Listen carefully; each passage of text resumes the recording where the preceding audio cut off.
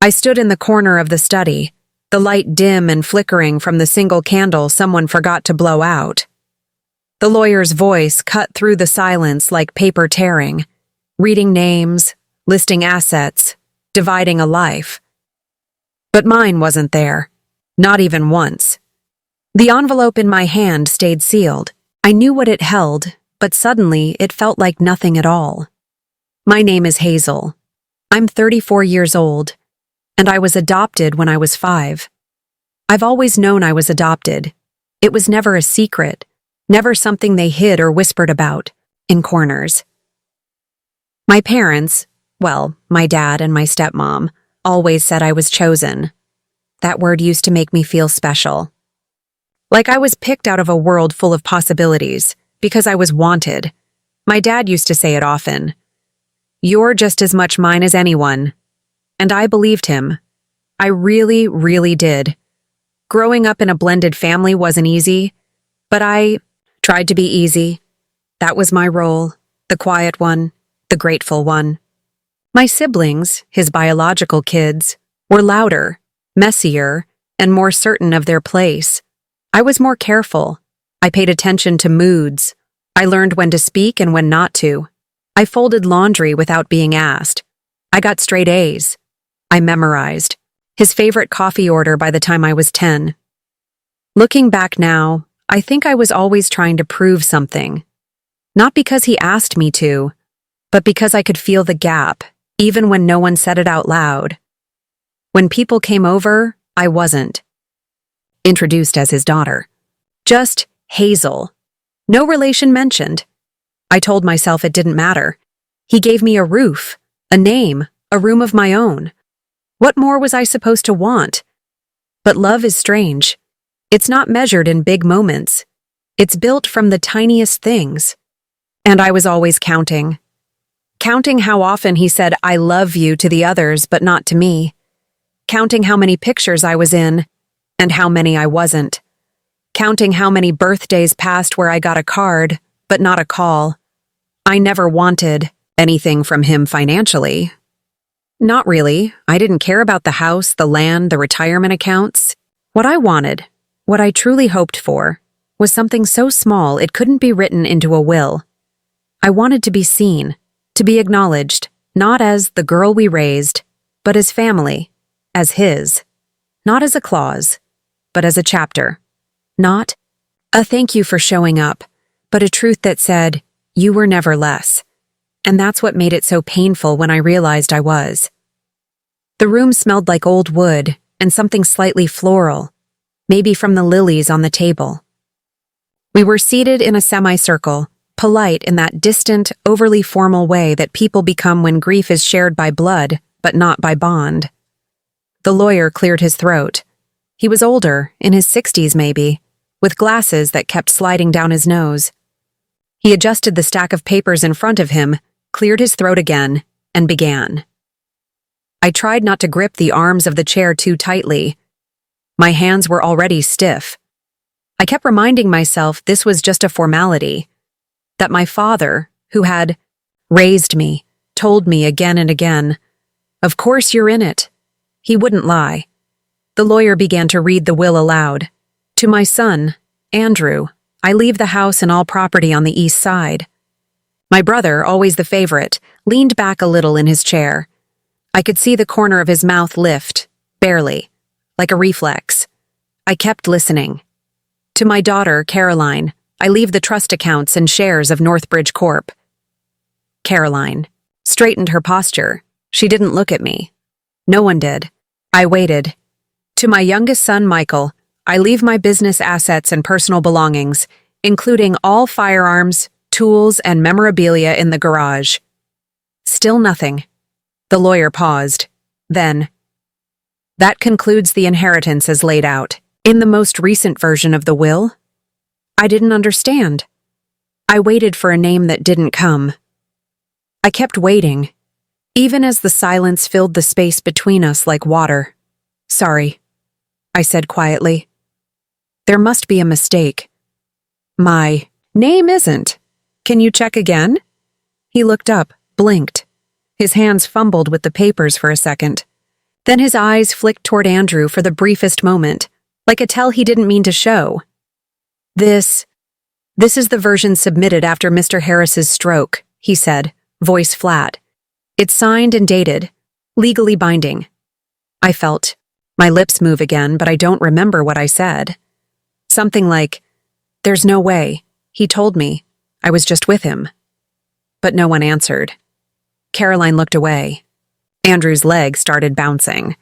Michael leaned forward and said, too casually, "I guess he changed his mind." That's when I knew. This wasn't a clerical error. This wasn't a misfiled draft. This was a decision. A choice. He had written me out. Erased me with a pen. I stared at the thick white paper on the table. My name wasn't on it. Not once. Not even a token mention. Not a keepsake. Not a line saying he loved me anyway. I looked around the room like someone searching for a fire exit, but there wasn't one. Just a photo on the wall behind the lawyer. My father, in uniform, standing tall. Next to it, a small shelf with a mug I gave him once. Your one daughter. It was still there. I remember the moment I gave it to him. It was Father's Day. I was 11. I had saved up coins from lunch money to buy it. He laughed when he opened the box. "Looks like I've got some competition," he said, ruffling Andrew's hair right after. At the time, I told myself it was a joke. But standing there now, I realized it had never really been funny. I didn't cry. Not there. I just sat still while the others started murmuring about paperwork and signatures and what needed to be filed where. The lawyer tried not to look at me again. I wanted to scream. He promised me. But the words stayed lodged in my chest like a cracked bone. My father had told me, just months before, when I visited him in the hospital. He had looked at me and said, "Don't worry, you're taken care of. Of course you're in it." He'd said it with the same voice he used when I scraped my knee at 6. With that tone, that made everything feel like it was going to be okay. But it wasn't okay. It wasn't just about the money. It never had been. It was the way he removed me like I never mattered.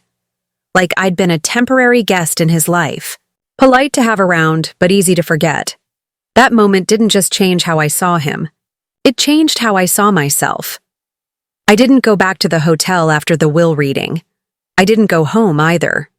I just drove. For hours. No music. No calls.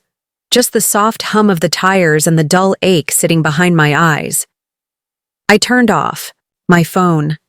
Not to be dramatic. I just didn't want to hear their voices. Not my siblings pretending they were surprised. Not old friends who'd heard and didn't know what to say. Not even my stepmother, whose silence had always spoken louder than her words. I stayed in a rental cabin outside town, one of those quiet ones with no Wi-Fi and a fireplace that crackled like it was trying to fill the silence. I watched the snowfall for 2 days. It gathered like dust on the windowsill, untouched. Still. I didn't cry the first night. I didn't sleep either. I just sat there, replaying things. Like when I was 12 and he taught Andrew how to change a tire, but told me to stay inside because it was messy. Or when I graduated from college and he sent flowers but didn't come. He said it was because of his back pain. But I knew better. His back always seemed fine when it was Michael's baseball games or Caroline's engagement dinner. I started to wonder if he had ever really seen me. Not as a responsibility, not as the girl he took in, but as his. And once that thought settled in, the pain came. Quietly, like a wave under the surface finally breaking through. I didn't scream. I didn't shatter dishes or tear photographs. That's not how grief works when it's old and quiet and deep. Instead, I curled up under the blanket and let the ache move through me like a slow wind.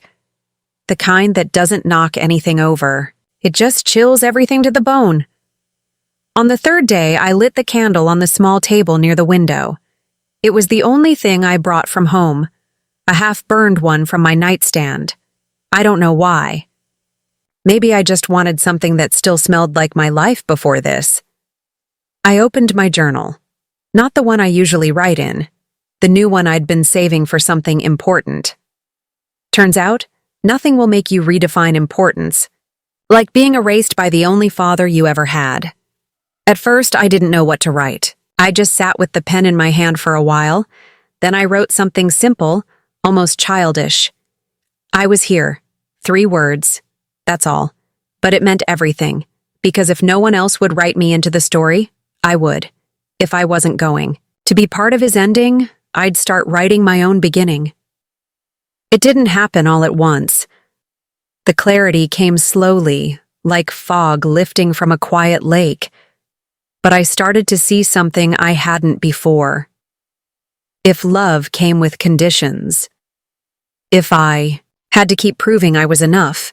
If being just as loved was something I had to keep earning, then maybe it was never really love. And if that's true, then losing it wasn't a tragedy. It was a release. I didn't need a signature to tell me I mattered. I didn't need an inheritance to know my worth. What I needed, and finally gave myself, was permission. To stop begging. To stop hoping someone else would finally see me as family. And to start acting like I already belonged to myself. That night, I closed the journal. I blew out the candle. And I closed the door on the version of me that waited for scraps of love, thinking they were enough. Not with anger. Not with bitterness. Just quiet resolve. After a week in the cabin, I came home. The house felt different. Not because anything had changed. The furniture was in the same place. The kitchen smelled faintly of cinnamon from a candle I'd forgotten to blow out. But because I had changed. There was no dramatic return, no slamming of doors or calls to lawyers. I didn't know what I was looking for, only that I needed to do something. Anything to feel like I still existed. I started cleaning. Not out of anger, but routine. I sorted. Papers, dusted bookshelves, and emptied drawers I hadn't touched in years. It was in the hallway closet, the one behind the coats we never wore, that I found the small metal filing cabinet. I recognized it instantly. It had belonged to my dad. We'd moved it here after his second hospital stay, when it was clear he wouldn't be living independently anymore. No one had touched it since. I hesitated before opening the top drawer. It stuck slightly, rusted on the sides, like it hadn't been opened in a long time. Inside were folders, receipts, and old tax returns. The kind of documents people keep because they're told to, not because they matter. I almost missed it. A thick manila envelope was tucked behind some utility bills. No label, just sealed. I slid it out and laid it on the dining table. My hands shook slightly. Not because I was scared, but because something deep down told me this mattered. I opened it. Inside were a few documents, mostly typed, some hand-marked. But what made my breath catch was the title on the first page, Last Will and Testament of David Harris. Updated draft. I scanned quickly. The paper smelled faintly of dust and ink. My eyes searched for one thing. There it was. Name, not buried, not added as an afterthought. Clear, stated, included. To my daughter, Hazel Harris, I leave an equal share of assets, savings, and property as per her full legal standing. My vision blurred. I had to read it twice just to believe it was real. There was more. On page 3, near the bottom, highlighted with a yellow marker that had faded over time. Any future amendment or version of this document that excludes Hazel Harris, unless signed with her knowledge and approval, shall be considered void and legally non-binding. I didn't know whether to laugh or cry. He did include me. He did try, and someone overruled him. The signature was there, his handwriting, messy but familiar, scrawled across the bottom. Dated 5 months before he died. I took a photo of the document with my phone, then another. Then scanned it through the printer just to be safe. I sat there, silent, for maybe half an hour. Then I picked up my coat and drove to town. The law office I remembered was still there, tucked between a bakery and an old bookstore. I hadn't been in that building since I was a teenager, but I remembered the name James Thorpe, attorney at law, my dad's original lawyer. The receptionist was kind, said he could see me in 20 minutes. When I stepped into his office, he looked older than I remembered, but still sharp. Silver hair, clean suit, the kind of quiet confidence that lawyers carry like armor. I handed him the document. He read, slowly, then leaned back. "I drafted this version," he said. David came in just after his hospital discharge. He was very clear. He wanted everything updated. Wanted to make sure you were protected. I swallowed. "So what happened?" He hesitated. "Well, after his second stroke, your brother Andrew started handling a lot of affairs. I was surprised when another firm filed the will for probate, one I'd never worked with." He tapped the document. "This one was never officially submitted, but it's signed. And this clause here. This is serious." He looked up at me. "Legally, this gives you standing. And possibly more." I didn't smile. I didn't gloat. I just nodded. Because I wasn't thinking about revenge, I was thinking about truth. About how close I came to losing not just what I was owed, but the last proof that maybe, just maybe, he hadn't stopped seeing me as his. As I got up to leave, Mr. Thorpe handed me something else. "I found this in our files," he said. "Thought, you should have it." It was a CD, an old recording. The label said, "Message for Hazel." I didn't listen to it right away. I waited until I was home, sitting cross-legged on the floor with the candle burning again. I popped the CD into my laptop. The audio crackled, soft and warbled. Then I heard his voice. "Hazel. I know I wasn't perfect, but I need you to know I didn't forget you. You were always mine. I made sure this time. You'll be fine." I made sure. That was all. The message cut off. But it was enough. It was proof. Of love. Of intent.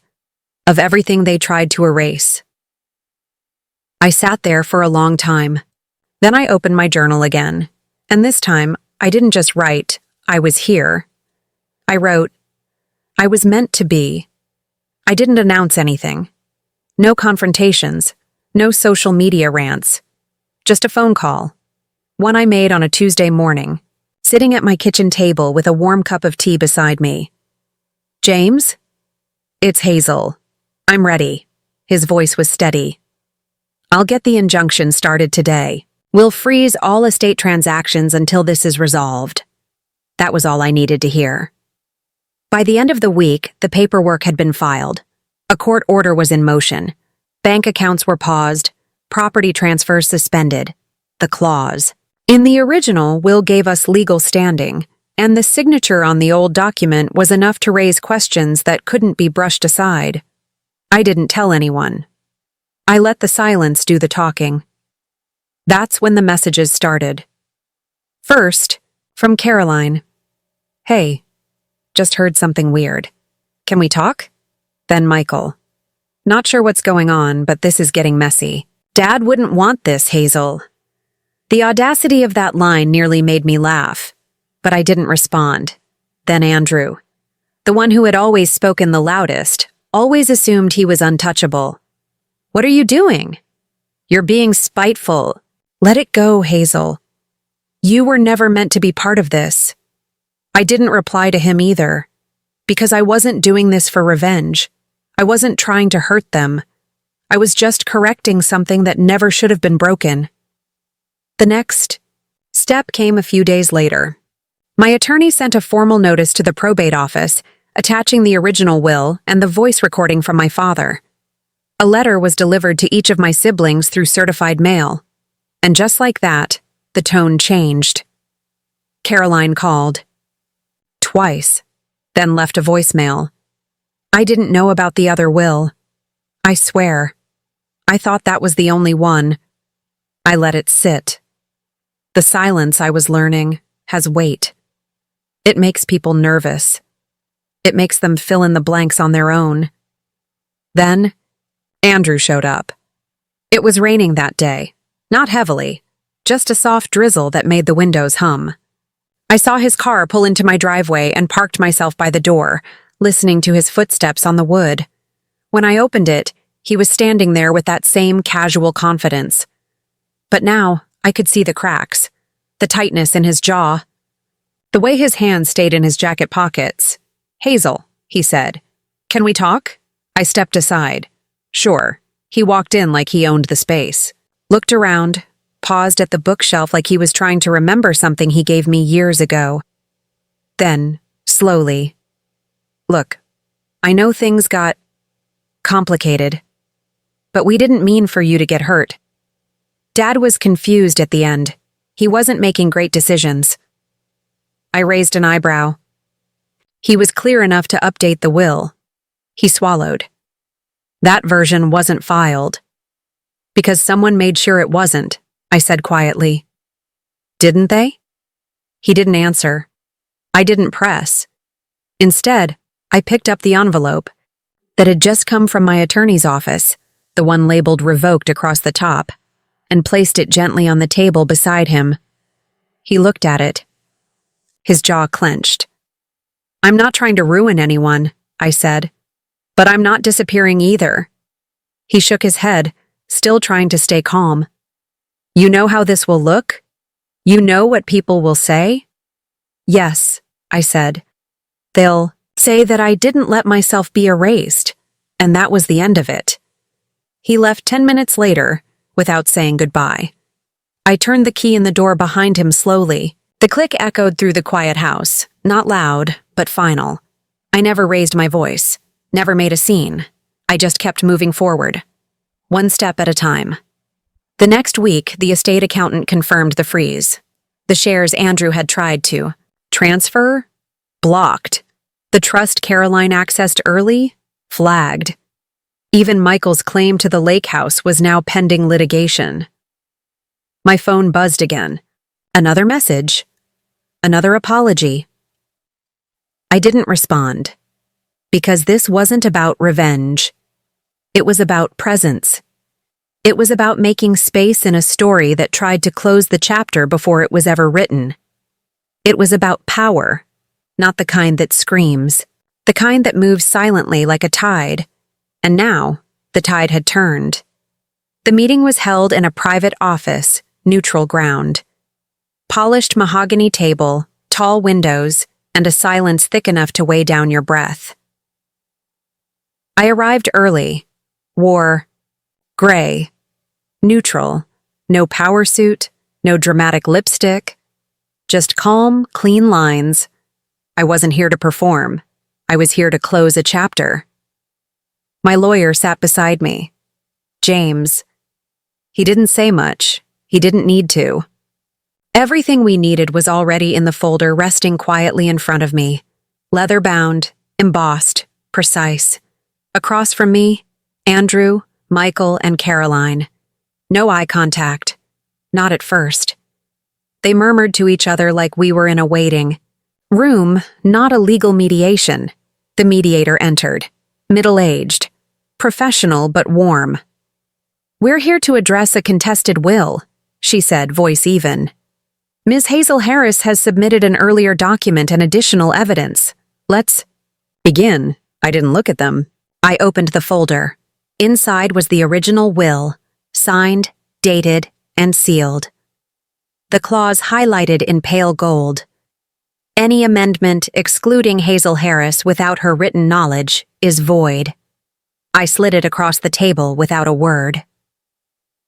Caroline leaned in first, then Michael. Andrew didn't move. The mediator read it aloud, her voice unshaken.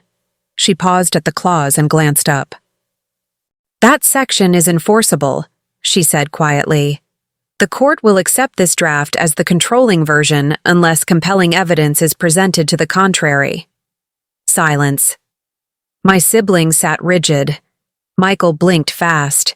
Caroline's hands folded tightly in her lap. Then Andrew spoke. "That's not the final copy. Dad changed his mind. I didn't flinch. Did he tell me that? Did he sign a statement revoking this will with my knowledge and consent? His jaw flexed. No, but… Then it's void, I said gently. Still, no yelling, still no theatrics, just truth, clear and quiet. Then I reached into the folder again. I brought something else. A printout of the voicemail transcript. I placed it neatly beside the will. The mediator picked it up and read silently. The last words were printed in bold. You'll be fine. I made sure. I looked at them for the first time since I walked in. You tried to erase me, I said. You thought he wouldn't say anything, that no one would find the clause, that I'd stay quiet like always. Michael shifted in his seat, but he did say something, I continued, and I listened. I paused, reached for the final page. It wasn't a legal form. It was a letter, not written by my father, written by me. I unfolded it slowly and read aloud. To the one who chose us, not by blood, but by heart, you were never less. You were never temporary. You were never a mistake. This is for the space they tried to take from you. This is for the seat at the table they thought you'd forget to pull out. You are here, and you are not leaving. My voice didn't shake. I folded the letter again, placed it back in the folder, and stood. I don't need your apology, I said softly. I already got something better. Then I turned and walked out. I didn't look back, because I didn't need to. I didn't celebrate. There was no toast, no party, no moment of triumph, just a quiet morning by the lake, mist lifting off the water like breath. After the case was resolved, after the will was honored and the silence on their end became permanent, I started making decisions, not about money, about meaning. I donated a portion of the inheritance to a local adoption center, one that reminded me of the place I came from, where I first sat in a plastic chair at 5 years old, holding a stuffed bear too tight, waiting to meet a man I would call Dad. For the rest of my life, he wasn't all bad. That's the truth of it. He did raise me. He gave me food, shelter, clothes, and structure, but not belonging. And that's what I've come to understand. Giving isn't always the same as loving. And sometimes, love has to start with yourself. I bought a small house by a lake. 1 story, soft wood floors, a kitchen that smelled like cinnamon again. Not because I needed space, but because I needed stillness. A place that felt like me, and only me. Mornings are different now. There's no chaos, no noise, just the soft sound of water brushing the shore and birds stitching the sky together with song. My daughter plays in the garden. Her name is Ruby. She's 6, all curls and questions, and she calls me Mama, in a voice that feels like a promise. Yesterday, she brought me a piece of paper she'd drawn on with crayons. It was a family tree. Look, she said, pointing proudly. This is you. You're the first name. I blinked. Not Grandma or Grandpa? She shook her head. Nope. I started with you. You're where we begin. Something about that hit so deeply that I had to turn away for a second, because in that moment, everything made sense. I wasn't left out. I was starting over. Later that night, I pulled out the journal again. I turned to a new page, wrote with a steady hand. This isn't a revenge story. It's a return, not to them, but to myself. I closed the journal gently, placed it on the shelf. Beside it, I tucked away the old photo album, not to forget, but to release. There's a dock behind the house that catches the light just right in the mornings. Sometimes I sit there barefoot, toes grazing the water, coffee in hand. I don't think about what they did, not every day, but when I do, it doesn't hurt the same. It's just quiet. Like a chapter you've already finished reading. Like wind moving through an open door, you're finally ready to walk through.